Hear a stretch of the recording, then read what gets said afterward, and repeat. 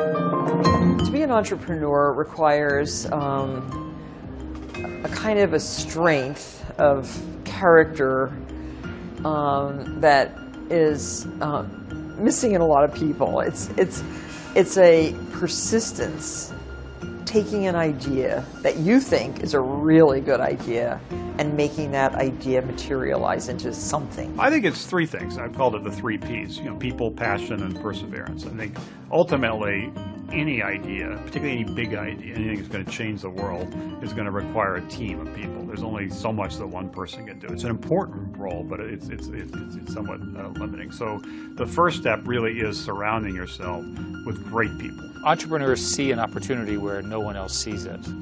And entrepreneurs have enough confidence in themselves to believe that they can fill that opportunity.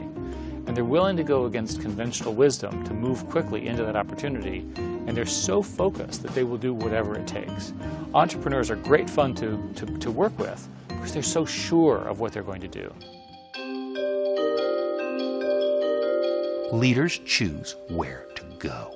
Leadership is the art of choosing where to go and then inspiring others to follow your choice. You can lead a family, you can lead a congregation, you can lead a community, you can lead a nation. But all you can do is be at the front of the line. Leadership is forming the line behind you in a way that works. I think it's one's ability to get the most they can out of the people that work for them,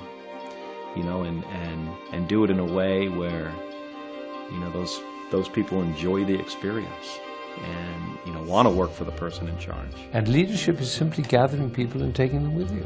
That's what it is. And it's a joyous thing. And you always know when you're doing it because the eyes of the other person are shining. It's very, very simple.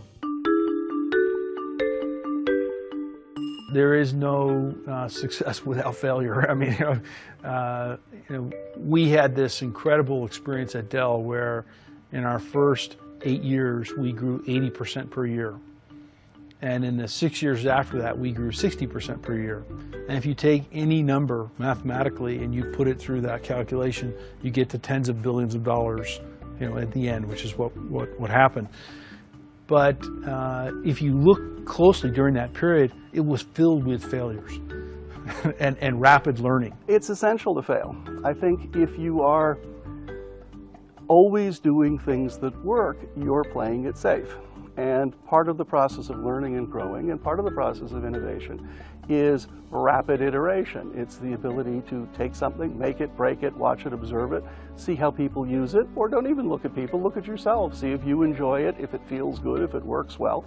And so, by definition, failure is integral to that process. I do occasionally have Eureka moments.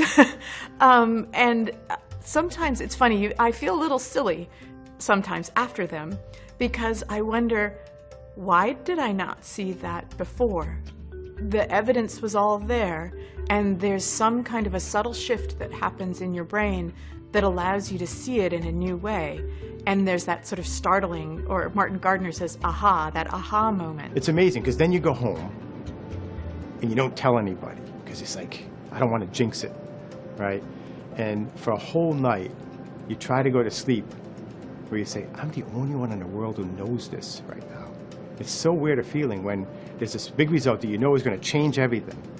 It's going to change whole fields. It's going to change how hundreds of millions or billions of dollars are spent. And for one night, just one night, you can go to bed saying, I'm the only guy who knows this right now. It's kind of cool.